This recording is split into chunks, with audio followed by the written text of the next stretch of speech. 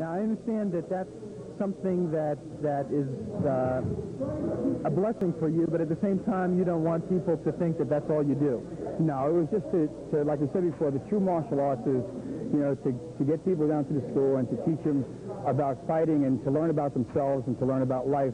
And the breaking was just like something to draw people, because at that point in my life, I had said I'd won a lot of titles and I had done a lot of stuff, but, you know, martial arts wasn't big as far as the media was concerned, you know, martial arts magazines and that kind of stuff. But, you know, it got to a point where you said, geez, if I can't get an avenue to really show these people what I have to offer, something to bridge this gap, I'm going to end up working in a factory or something for the rest of my life, which I don't want to do. And I know that there's people out there that want to learn what I have to offer, because I've ran into enough of them, but never at the same time.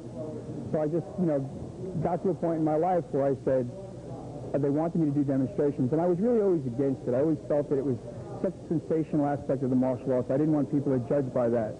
But other people were doing it anyway, so I said to myself, all right, I'll put on a demonstration, something that I can respect, you know, within myself, and draw attention to the school. Now, when people come here, we don't do anything to do with breaking. You know, the wood that you see in the dressing room, we strictly brought here for you, but, you know, for the camera or whatever that we're going to do, it's a demonstration. But the demonstration shows these people something that they couldn't do at this present time, but see that it's possible. Watch people progress right in front of their eyes. I mean, most of the members that I get are people that are recommended by other people within the school. I've never advertised my martial arts. The people that come down here hear about it, they benefited from it, and they're glad to turn their friends on to it. Okay, good. One last question, sure. And that is, Richie, what does the future hold for you? Well, I'm looking to do a movie. We have a screenplay that was written by George Goldsmith, as I'm sure you know, and he's a really good friend of mine. And he wrote a screenplay for me called Eye of the Storm. And that's what I really like to do. I'd like to be able to, I don't know how many of them, but I would like to definitely do one. I would like to be able to choreograph my own fight scenes so that I can, you know, show all my kicks and show all my ability without actually harming somebody, because, you know, I mean, this is a self-defense situation. So if you don't choreograph it and actually set it up, then people have to get hurt, and they never get to see all your talent because they'd be hurt, you know, quickly.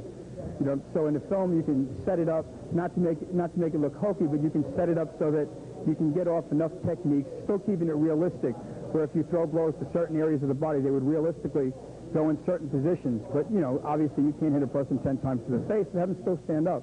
So we want to do realistic fight scenes, choreographed, showing, you know, skillful martial arts used in a realistic application, which to me is fantastic, more fantastic than a fantasy. You know, because I mean, if you ever saw a martial artist fight, you know, which hopefully you won't ever have to, but in a security situation when he's bodyguarding somebody, you'll see something I guarantee you'd love to see on film.